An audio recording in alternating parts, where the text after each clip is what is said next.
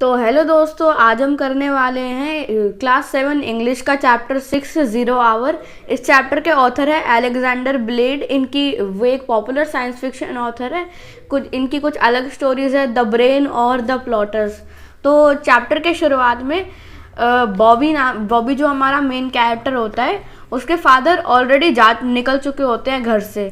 इससे बॉबी थोड़ा डिसअपॉइंट होता है, बट फिर उसको याद आता है कि आज वही बड़ा दिन था, इसलिए ऑब्वियसली पापा जल्दी ही प्रोजेक्ट जाएंगे, और वो भी सुबह के 4 बजे। बॉबी शिवर डिलिशियसली नाम का यहाँ पर शब्द यूज़ किया गया है। इसका मतलब है कि एक प्लेजेंट सेंस, एक्साइटमेंट के सेंस के साथ ट्रेम्बल होना कि हम कुछ एक्सपेक्ट कर रहे हैं कि कुछ बड़ी चीज़ होने वाली है। ब्रेकफास्ट के टाइम पे वो बहुत शांति था और उसको अच्छा लग रहा था कि उसकी मम्मी ऑलरेडी ऑक्यूपाइड थी अपने कामों में, क्योंकि वो आज बात नहीं करना चाहता था, आज बिल्कुल भी नहीं, क्योंकि वो कुछ सीक्रेट बात उगल सकता था। ऐसा भी हो सकता है कि बड़ा वाला सीक्रेट उगल दे, वो बहुत बड़ा हो जाएगा। ऑफ कोर्स सारी चीज़ें बफेलो फ्लैट्स में तो सीक्रेट ही होती थी। इतनी सीक्रेट थी कि इवन टॉप साइंटिस्ट जैसे उसके पापा जॉन कैंडल अपनी फैमिलीज के साथ तक डिस्कस नहीं करते थे। इसलिए आज बहुत बड़ी बात थी कि वो बस ऐसे ही ब्रेकफास्ट खा रहे और उसको पता है कि उसके पापा मून पर जाने वाले हैं। और मदर को तो पता भी नहीं था कि एक मून पर जाने का प्रोजेक्ट चल भी रहा है। उनके तो सपनों में भी नहीं आया होगा कि वो पापा के साथ मून पर जाएगा। जो उसको थ्रिल मिल रही थी, उसको बहुत बड़ी थ्रिल मिल रही थी। वो सीक्रेट बहुत बड़ा था बेयर करने के लिए। जैसे ही ब्रेकफास्ट के बाद वो अपनी चेयर से उठता है तो उसकी मम्मी ऊपर देख के कहती है कि आज तुम्हारा क्या प्लान है। फिर उसको एक जल्दी से थॉट आता है कि उनको एक हिंट दे देते हैं, और वो ऐसे स्माइल करके बोलते हैं कि आई थिंक आज हम चांद पे चलेंगे, I think I go to the moon today. और उसकी मम्मी भी स्माइल करती है और कहती है well see to it your fuel mixture is correct. मतलब ऐसे ह्यूमरस वे में कह रही है कि चलो देख लेना तुम्हारा पेट्रोल सही वही डला है कि नहीं। I check it and mom I might not be home for lunch. हाँ देख लूँगा मैं, और शायद मैं लंच के लिए घर पे ना आऊँ। फिर उसकी मम्मी पूछती है वेयर विल यू ईट, खाना कहाँ खाओगे। उसने कहा ओ आई डोंट नो, मुझे नहीं पता। फिर वो कहती है well mind your manners and say thank you when you leave, कि मतलब अपनी मैनर में रहना और जाने पे थैंक यू बोलना। मिसेस कैंडल कहती है अभी भी स्माइल करते हुए, कि जैसे वो देखती है कि बॉबी निकलता है यार्ड में। और वापस जब वो बैकयार्ड में चले जाता है तो फिर वो अपने जो टॉय स्पेस रॉकेट होता है उसमें थोड़ा फिडल विडल ऐसे ही काम करता है। इधर एक स्क्रू टाइटन कर दिया और इधर कोई नेल वेल लगा दिया, जैसे वो निकल सके और उसकी मम्मी नोटिस ना करे। जो उसका टॉय रॉकेट था वो सोचता है कि वो वैसे भी बुरा रॉकेट नहीं था, पूरा 6 फीट लंबा था, जिसमें 2 सीट लगी थी और एक अच्छा खासा इंस्ट्रूमेंट पैनल भी लगा था, बट था तो बच्चों का ही। और उसको जब रास्ता मिल गया था सुअर के थ्रू, तो फिर उसको अपनी खुद की शिप पे ज़्यादा फिर मज़ा नहीं आता था अब खेलने में। वो कैजुअली फिर बैक गेट से निकल जाता है और लेफ्ट मुड़ जाता है। इधर उधर वो पत्थरों को लात मारते हुए ऐसे दिखाने चाहता था कि उसके पास कोई जगह नहीं है जाने को। बहुत केयरफुल होना पड़ता था उसको। अभी आज किसी दोस्त से भी नहीं मिलना था। और जो सुअर का जो रास्ता था वो लैबोरेटोरी बी के पीछे वाली एक एली से था। वो एक ऐसी एली थी जिसके थ्रू कोई भी कभी जाता नहीं था, और एक राउंड सी लिड होती थी, एक ढक्कन होता था उसका, जिसको ऐसे खोल के अंदर देख सकते थे, और एक लैडर भी होती थी जिससे नीचे जा सके। पहले तो बॉबी डेयर नहीं कर रहा था अंदर जाए, बट पूरी रात सोचने के बाद उसकी क्यूरियोसिटी बहुत बड़ी हो गई थी, इसलिए वो वापस जाके फिर सुअर के अंदर चला जाता है। वो सुअर उसे इसलिए कहता था क्योंकि वो अंडरग्राउंड था, बट ये जगह एक्चुअली बहुत साफ थी और इसके हर जगह कुछ वायर्स होते रहते थे और फेंट छोटी छोटी लाइट्स होती थी जिससे हम देख सकें।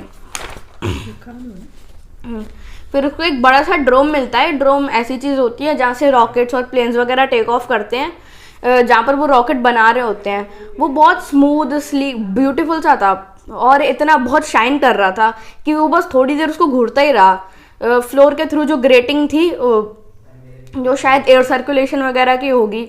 ग्रेटिंग क्या होती है, एक मेटल का फ्रेम होता है जिसके अक्रॉस बार्स लगे होते हैं। पहले तो उसको पता नहीं था कि ये चांद पे जाने वाला रॉकेट है।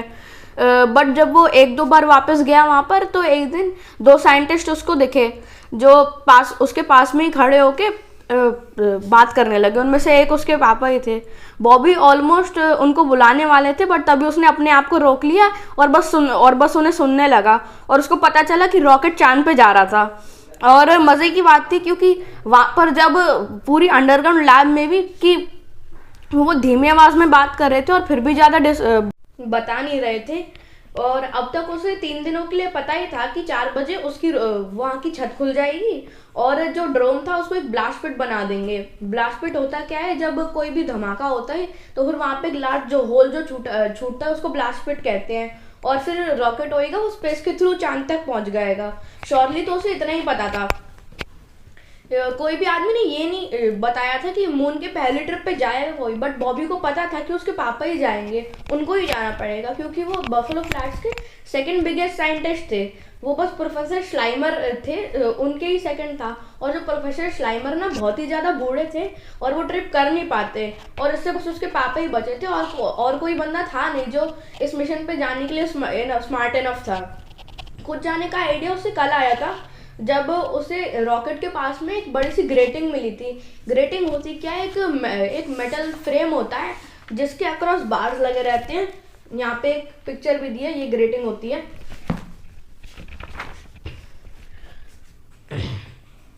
तो अब उसे पता चलता है कि उस ग्रेटिंग के थ्रू वो जाके रॉकेट के अंदर घुस सकता है जब कोई देख ना रहा हो। और फिर जब वो अंदर रहेगा तो फिर उसे बस एक जगह ढूंढनी है जहाँ पर वो ब्लास्ट ऑफ तक रुक सके।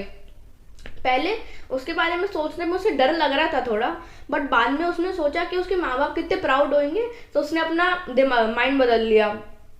फिर वो लंबी सांस लेता है और ग्रेटिंग खोल के बाहर निकल जाता है। सिर्फ 4 कदम थे रॉकेट के खुले दरवाजे तक। थोड़ा सा उनके पास रैंप था जिससे वो कुछ सामान उसके अंदर रोल करते थे। और बॉबी शिप के अंदर उस रैंप को यूज करके कूद जाता है। उसको कोई अपने किसी स्टोर रूम में अपने आप को ढूंढता है और फिर उसको सोचा कि यहाँ पर तो वो अच्छा खासा छुप सकता है। सेम साइज के उसके अंदर एल्यूमिनियम बैरल्स भरे होते हैं। एल्यूमिनियम एक टाइप ऑफ मेटल होता है। उसको 2 बैरल की रोज के बीच में एक जगह मिली और उसने सोचा कि चलो मैं यहीं पर छुप जाता हूँ। उसके आसपास बहुत ही ज़्यादा सन्नाटा था, बहुत डरावनी मतलब शांति हो रखी थी, बट फिर भी उसने सांस वापस ली और उसने सोचा कि वो अपने पापा के साथ चांद पे जा रहा है। उस रात जॉन केंडल थोड़े लेट हो गए थे। वो अपनी वाइफ को ग्रीट करते हैं और कहते हैं, well Myra, did you see the big sky rocket? फिर वो कि तुमने वो बड़ा सा रॉकेट देखा? फिर वो कहती है, how could I miss it dear, your supper is in the oven. फिर वो कहते हैं, कैसे ना देखती, तुम्हारा खाना पड़ा है माइक्रोवेव में, जाओ ले लो। फिर वो अपने चेयर में बैठते हैं और अपनी आंखें बंद कर लेते हैं। We'd hope to stage a little ceremony at the launching, but Washington said no. Washington said just light the fuse and fire the thing. कि हमने सोचा था थोड़ा सेलिब्रेशन वगैरह कर लेंगे जब वो लॉन्च होएगा, बट वॉशिंगटन ने मना कर दिया। वॉशिंगटन का यहाँ पे मतलब है जो यूएसए की गवर्नमेंट है, उन्होंने कहा बस फ्यूज जलाओ, उड़ा दो चीज़ को। फिर मायरा पूछती है, is it still a big secret? अभी भी मस्त सीक्रेट ही है? फिर वो कहते हैं, no, not between you and me at least. We fired an explosion rocket at the moon. It will hit in about an hour and telescopes will show a big purple spot when our explosives go off and throw dye all over the place. कि नहीं, बस तो मेरे और तुम्हारे बीच में तो नहीं है। हमने एक्सप्लोजन फटने वाला रॉकेट फेंका है मून पे, वो कुछ अराउंड 1 घंटे में हिट होएगा और फिर उसके अंदर जो और टेलीस्कोप दिखाएंगे स्पेस में मून की जगह एक बड़ा सा पर्पल स्पॉट होएगा जब हमारे एक्सप्लोजिव फटेंगे और पूरी जगह डाई फैल जाएगा। अब डाई एक ऐसा सब्सटेंस होता है जिससे कोई भी चीज़ को कलर देती है, बालों में भी यूज़ कर जा सकता है। फिर वो कहते हैं, अच्छा हाँ, इसमें बहुत मज़ा आएगा कि इसका पर्पस क्या है। मून पे 4 जुलाई मनाएंगे। फिर 4 जुलाई एक्चुअली यूएसए का इंडिपेंडेंस डे था, जैसे हमारा 15 अगस्त है। फिर वो कहते हैं, oh no, if the experiment is a success the next rocket will carry man instead of a bomb. नहीं ऐसा कुछ नहीं है, बस ये एक्सपेरिमेंट अगर अच्छा गया तो फिर अगली बार इसके अंदर आदमी होंगे एक बॉम्ब की जगह। फिर बॉबी की मम्मी किचन में चले जाती है खाना वाना निकालने के लिए। तभी जॉन कहते हैं, where's Bobby? In bed I suppose. कि बॉबी कहाँ है, सो ही रहा होगा। वो जॉन फिर जाता है बॉबी के बेडरूम के पास, सोचते कि शायद बॉबी भी जगह ही हो। बॉबी ऐसे रोल होके रोलो के उसकी आंखें खोलता है और कहता है, dad I thought you went to, कि मुझे लगा आप चांद पे, बट बीच में जॉन कैंडल उसे रोक देते हैं और बेड की एज पे बैठ के कहते हैं उसके बाल ऐसे खराब करके कि no son, it's the old terra firma for me, did you see the rocket blast? नहीं, मैं तो मून पे नहीं गया, मैं तो लैंड पे ही रह रहा हूँ, तुमने रॉकेट ब्लास्ट देखा? फिर वो कहते हैं, हाँ it was really something, it went to the moon didn't it? फिर वो कहते हैं, हाँ कुछ ना कुछ तो था ही, वो चांद पे गया है ना वो। फिर जॉन, दैट्स राइट, जॉन कहते हैं कि हाँ वो सही है। फिर वो सोचते हैं कि try to keep a secret from the children, it just can be dead, बच्चों से कितना भी ट्राई कर लो कुछ सीक्रेट रखने का हो ही नहीं सकता। फिर वो पूछते हैं, how is your moon rocket coming along son, कि तुम्हारा मून रॉकेट कैसा जा रहा है? फिर वो कहता है, pretty good gee dad, as long as you didn't go I am glad I didn't go इधर। फिर वो कहते हैं कि हाँ अच्छा ही जा रहा है, मैं कहता हूँ कि जब तक आप नहीं गए ना मेरे को भी अच्छा लग रहा है कि मैं भी नहीं गया। फिर वो उसके डैड कहते हैं, you are planning to make the trip to, तुम भी जाने वाले थे? फिर वो कहते हैं, I got in to the rocket and was all set, but I got to thinking about mom, how one of us should stay and take care of her in case anything happen. फिर वो reply करते कि हाँ मैं जाने ही वाला था, मैं रॉकेट में बैठ ही गया था और फुल तैयारी हो चुकी थी, बट फिर मैंने सोचा कि हमने से एक को तो घर पे रहना चाहिए, कि समझ लो कुछ ना कुछ हो गया तो फिर किसी को तो उनका ख्याल रखना पड़ेगा।